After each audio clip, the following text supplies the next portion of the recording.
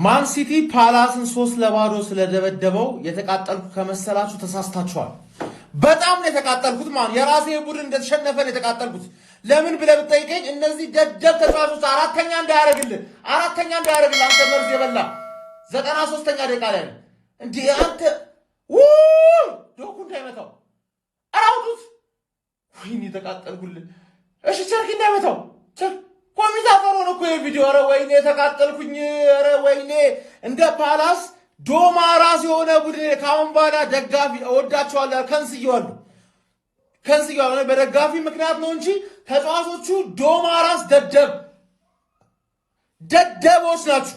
2-0 እየተመሩ ማን የሚመሩ ነው ይመስል ማንቂ ወክ ያደርጋሉ፣ ሜዳ ላይ ወክ ያደርጋሉ። በቃ ገባር ፔፕ ለመጨመር ጎል ዲፈረንስ ምናምን እያለ አንተ ግላዝነር ዶማ ራስ ገባል። እናንተ ሁላችሁ ለዶማ ራሳችሁ እያንዳንዳችሁ ቪዲዮ ያስፈልጋችኋል። እንዴት እንዳቃጠላችሁኝ እንዴት እንደማትረቡ እርግጠኛ ነኝ። አሁን እኛ ላይ ስግጥ ብለው ይጮታል። ከናንተ ኤዜን ወሰድነው ከናንተ አይደል? ምን ነው ውለታ ምናምን አታውቁም። ዋንጫ ምናምን ያሳያችሁት ኤዜን ምን ነው ፔፕ ከፍሏችሁ ራሱ እንደዚህ ቀፋፊ ጨዋታ አይቻላቅም። ኤቨርተንን ባየንበት መጫወታ ዋርተን አንተ ብቻ ነህ ምርጥ ተጫዋች። እሺ ከማዳ የምትባል አንተ ዶማ ራስ ፔናልቲ ያገኛለሁ ብለህ የቀለድክብን ምንድነው? ኮርና አረ መርዝ ብላ በእናትህ ትች ፓላስ የምትባል ቡድን ግን ልብ አድርገህ ሰማኝ በደንብ ማለት ነው። ይኸውልህ እኔ ጥሬ ግሬ ማለት ነው የቀሩትን ጨዋታዎች አሸንፈና ዋንጫ በላሉ። ታዲያ ዋንጫ የበላው ቀን ማለት ነው 10 ሚሊዮን አለኝ ብለህ ልጠይቀኝና እኔ እናንተ የዛን ይለይልናል። አንተ እንዴት 80 ደቂቃ ላይ 3 ጎል ይገባባል። አንተ ከ14 ቀን በኋላ ለምታረገው የፍጻሜ ጨዋታ አሁን እንደዚህ አይነት ሮቴሽን አድርገህ ትገባለህ? ከኛ ጋር በምታረገው ጨዋታ እኮ ቢሆን እኮ እሺ አንደርስታንድ አደርጋለሁ። 14 ቀን ድፍን አለህ እኮ የፋይናሉን ጨዋታ ለማድረግ። አንተ ምንድነው?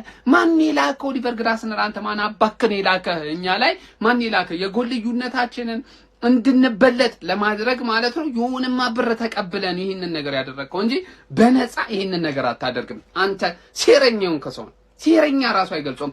የኤዜና 10 ሚሊዮን ብላችሁ ብቻ ድረሷት እዛ ቦታ ላይ በእውነት ነው ማለት እግርግርን ቀጥሜ ነው መለቅ።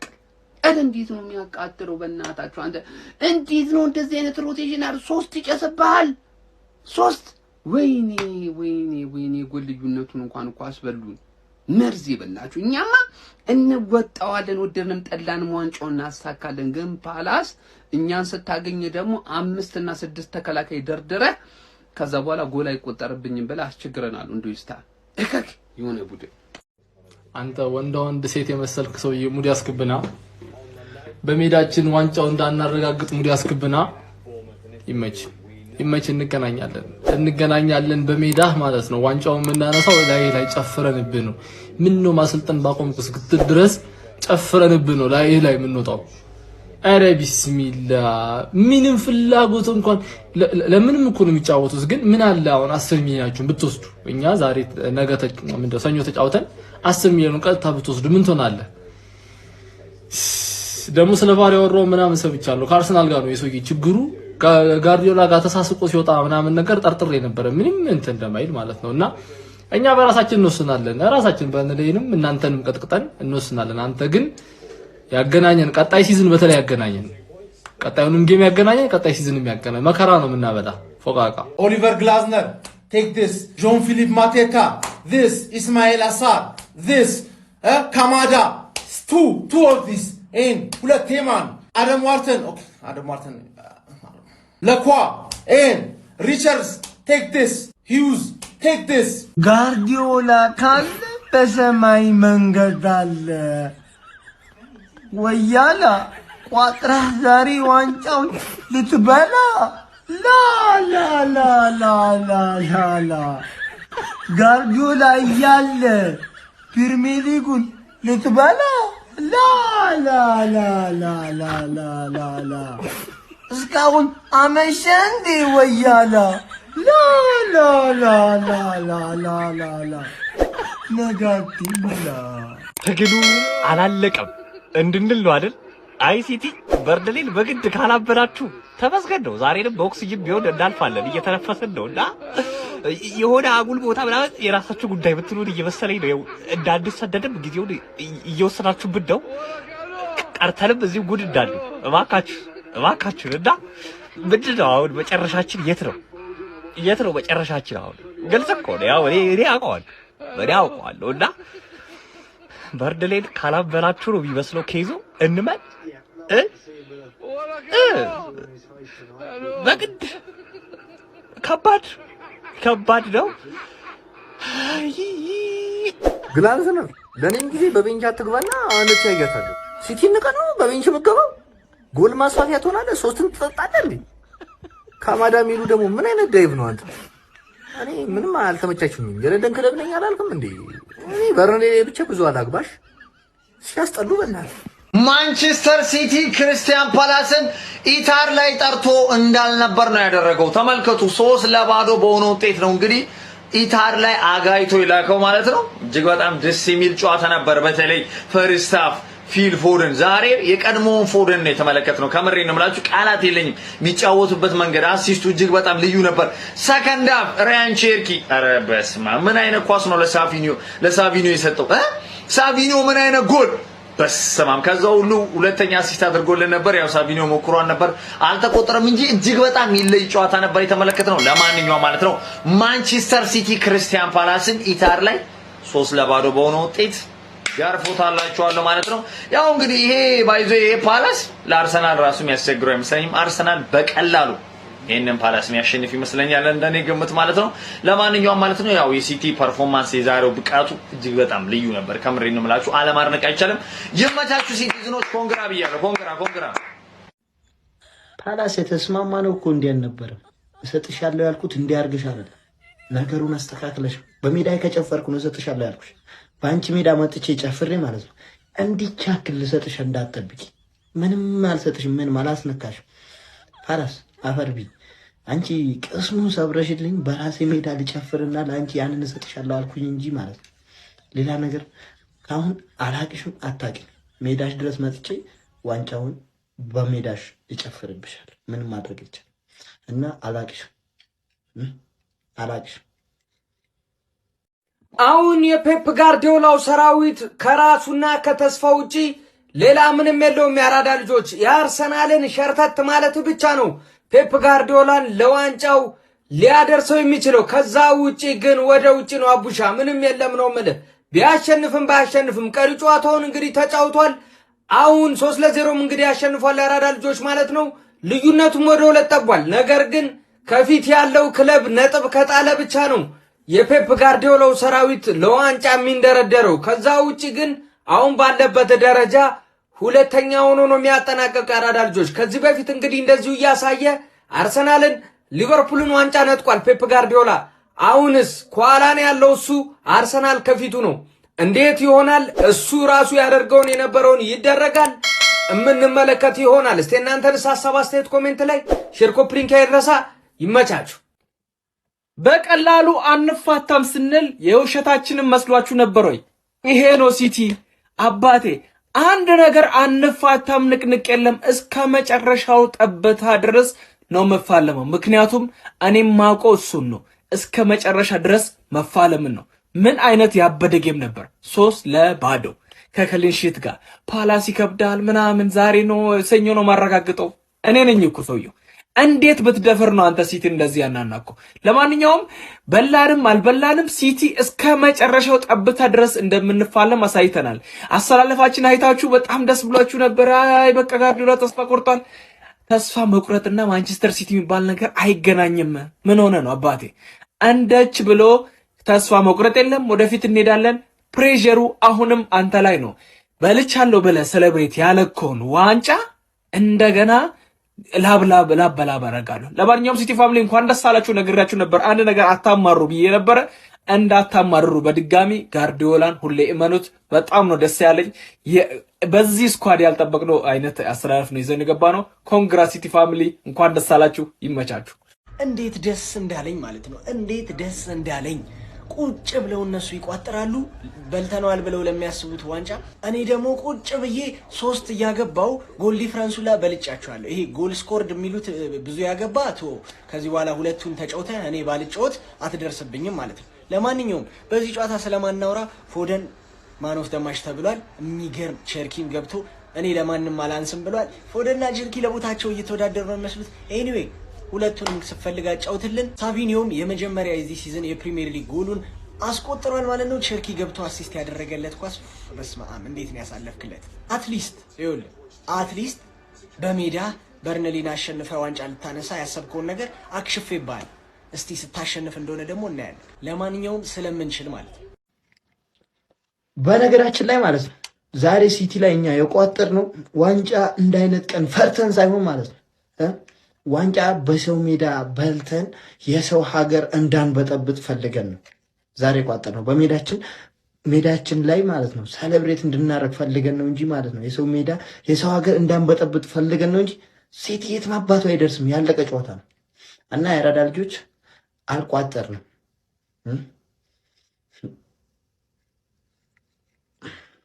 በጣም አላለቀም ነው ፖይንቱ አላለቀም ነው። ግን በጣም ነው እንዲቋጠራችሁት። በጣም እንዲቋጠርኩ አልቋጠርኩም ትለናል። ትፈራለህ፣ ሲቲን ትፈራለህ። እንተዋወቃለን።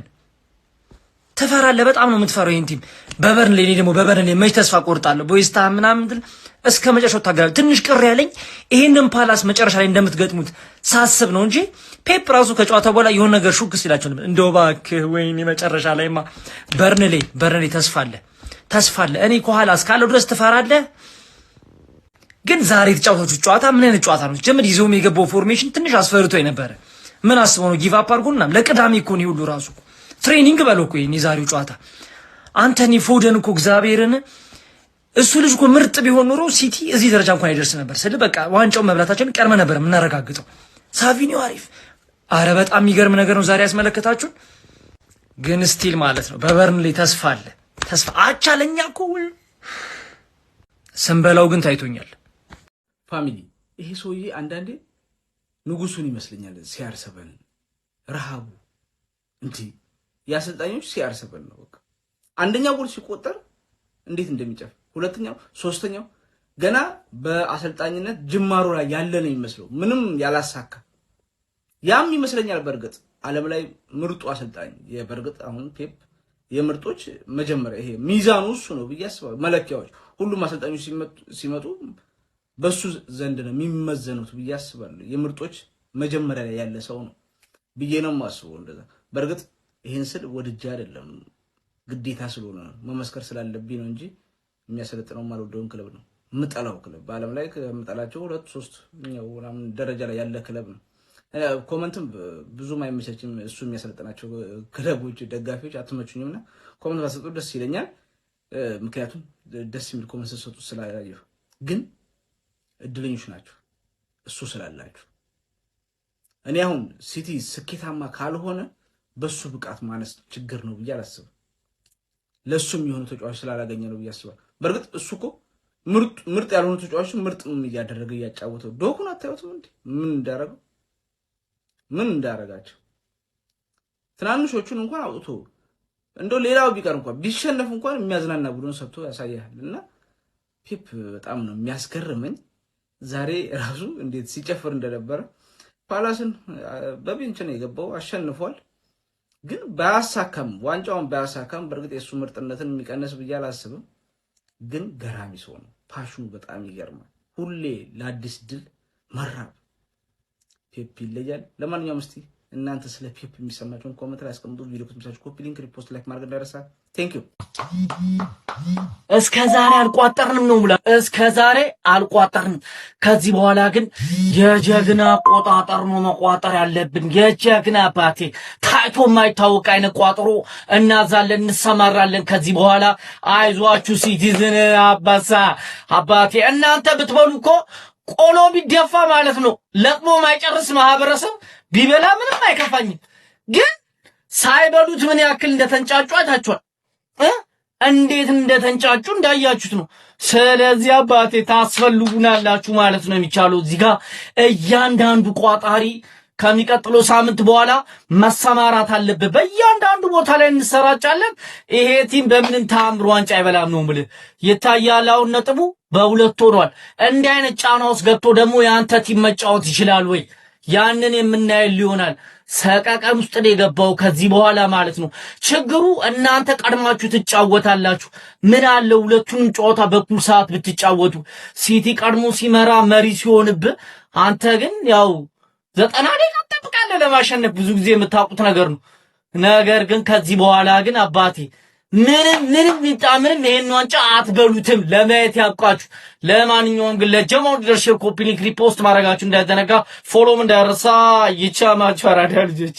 ተነፋ ነፉሪ ገዙልኝ ስላቸው ተበዳደሩና ገዙልኝ አዋጥተዋል።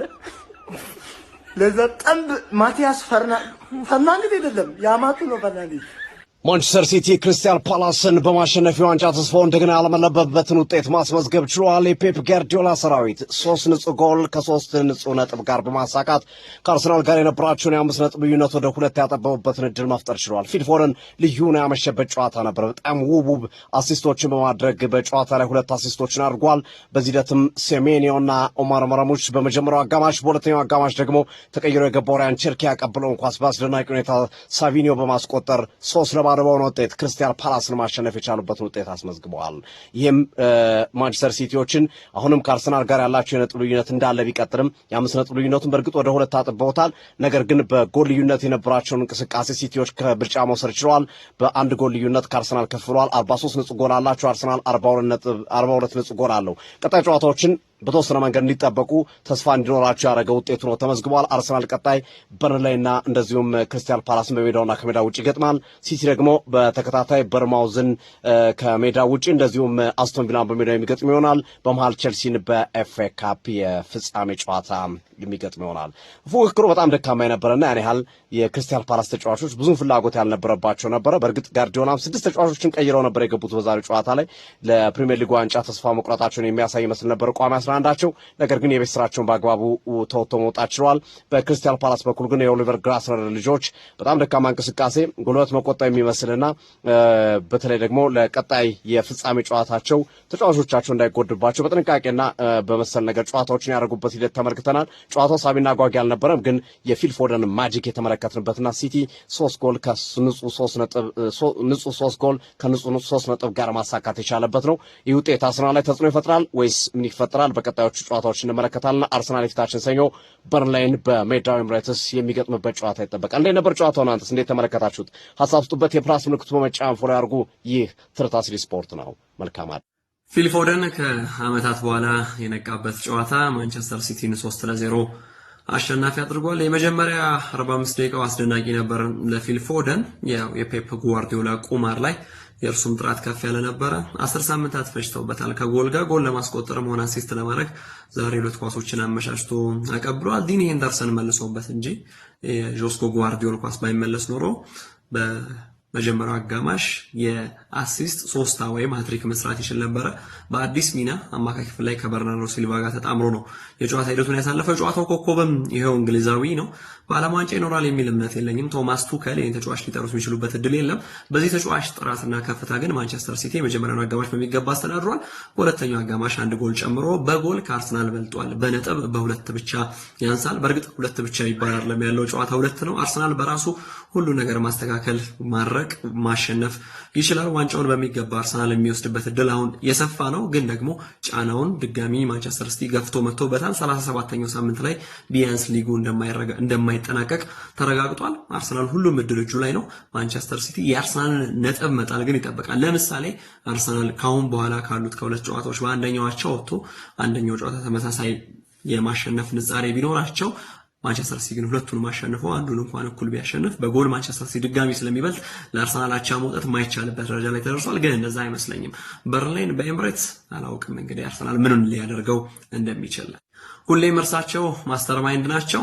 ዛሬም አስደናቂ ጥራት አስመልክተዋል። ጨዋታው ሊጠናቀቅ ሲል ኮቫቺች እንዲሁም ደግሞ ቼሪኪ እና ጆን ስቶንስን አማካይ ክፍል ላይ አስጨርሰዋል። ሳቪኒዮ በውድድር ዘመኑ ለመጀመሪያ ጊዜ ጎል ያስቆጠረበት ጨዋታ ነው። ሴሜኒዮ ከ6 ሳምንታት በኋላ ነው ጎል ያስቆጠረው። ፎደን ቀደም ብዬ እንዳነሳውላችሁ ከ10 ሳምንታት በኋላ ወደ ጎል መጥቷል። ሪያን ቼሪኪ በዴቢዩ ሲዝኑ 12ኛ አሲስት ላይ መድረስ ችሏል። ይሄ ቀላል ቁጥር አይደለም፣ የገዘፈ ማንነት ነው። 12 አሲስት 2 ጨዋታዎች አሉት። ከዚህ በላይ ከፍ ማለት የሚችልበት እድል አለ። የተረጋጋ የተከላካይ ክፍል ነበረው። ማርክ ጌይ እና ኩዣኖቭ ጀመሩ። ከዛ በኋላ ናታናኬ እዛ ቦታ ላይ ተጨመረ። የፔፕ ጓርዲዮላ ቁማርና እብደት ግን ዛሬም ይደንቅ ነበረ። በቀጣዩ ውድድር ዘመን ጓርዲዮላን ከማንቸስተር ሲቲ ጋር ቆይተው እናያቸዋለን ወይ አላውቅም፣ ግን በእግር ኳስ በፍጹም ላጣቸው ማልፈልገው ካራክተር ነው። እንደዚህ አይነት ድፍረት ሌላ አሰልጣኝ ሊያረጋ አይችልም። በርናርዶ ሲልቫና ፎደንን አንድ ቡድን ላይ አጣምሮ ማጫወት ቀላል የሚሆን አይመስለኝም። በፔፕ ጓርዲዮላ ብዙ ማናየው ያሰላለፍ ቅርጽ ነው፣ ወይም ደግሞ ከአመታት በኋላ ድንገት ብቅ የሚል አሰላለፍ እንደዚህ ይመስላል። 4-4-2 ቅርጽን የተጠቀሙ ይመስላል። ምክንያቱም ሳቪኒዮን ከቀኝ አስነሱት፣ አይትኖሪን ከግራ አስነሱት፣ ሁለቱን ማርሙሽና ሴሜኒዮን ከፊት ለፊት አስነሷቸው፣ ፎደንና በርናርዶ ሲልቫን መሀል ያደረጓቸው which means 4-4-2 ቅርጽ ይዛል። ግን ደግሞ ጆስኮ ጓርዲዮላና ኑኔዝ በተለያየ አጋጣሚ አማካይ ክፍሉን የማገዝ ግዴታ አለባቸው። ማርሙሽም ድራግ እያደረገ ወደ ኋላ መጥቶ እየተሳበ ሲጫወት ያስተዋልበት አጋጣሚ አለ። ያም ቢሆን ግን ፔፕ ጓርዲዮላ ብቻ የሚወስኑት አይነት ውሳኔ ይመስላል። አሸንፈዋል። ነጥባቸውን 77 አድርሰዋል። የነጥብ ልዩነቱ 2 ሆኗል። አርሰናል ከበርንሌይ ሰኞ ምሽት፣ ማንቸስተር ሲቲ ከቦርንማውዝ ማክሰኞ ምሽት ሌላ የሚጠበቁ ፍልሚያዎች ናቸው። ቀደም ብሎ ቅዳሜ ላይ ኤፍኤ ካፕ ፍጻሜ ይኖርባቸዋል። ለዛ ተጫዋቾቻቸውን አሳርፈዋል። በጥሩ ኢነርጂ ይመጣሉ። ካራባኦ ካፕን ከአርሰናል ላይ መውሰዳቸው ይታወሳል። ከቼልሲ ላይ ኤፍኤ ካፕን አሸንፈው ሁለተኛ ከወጡ በሊጉ ለፔፕ ጓርዲዮላ መጥፎ የውድድር ዘመን ይሆናል ብዬ አላምንም። በእርግጥ በእርሳቸው የማሰልጠን ዘመን ለመጀመሪያ ጊዜ 2 ተከታታይ አመት የሊግ ዋንጫ ሳያሸንፉ ይጨርሳሉ። በባርሴሎና፣ በባየርን፣ በሲቲ ሲገኙ በሶስቱ ሀገራት 2 ተከታታይ አመት የሊግ ዋንጫ ሳያሸንፉ ቀርተው አያውቁም። የዘንድሮ ሚካኤል አርቴታ ግን ያን የሚከለክላቸው ይመስላል። የሚካኤል አርቴታ ከሚከለክላቸው በላይ በሂልዲንግሰን ያጡት ነጥብ የበለጠ ዋጋ ያስከፍላቸዋል። እርግጥ ነው የአርሰናል ሁሉም ፍቃድ ነበር። አርሰናል ይህን ዋንጫ ማሸነፍ የሚችልበት እድል 33ኛው ሳምንት ላይ መወሰን ይችል ነበር። አንዳንድ የጣላቸው ልክ ያልሆኑ ነጥቦች እንደዛ ባይሆኑ ኖሮ ለሁሉም ግን ማንቸስተር ሲያሸንፈው 38ኛው ሳምንት የግድ የመዝጊያ መርሃ ግብር በጉጉት እንዲጠበቅ አድርጎታል። አርሰናል ዋንጫውን ቢያሸንፍ እንኳን በሜዳው የመሆን እድሉ ተበላሽቷል ማለት ነው በዛሬ ምሽት ጨዋታ።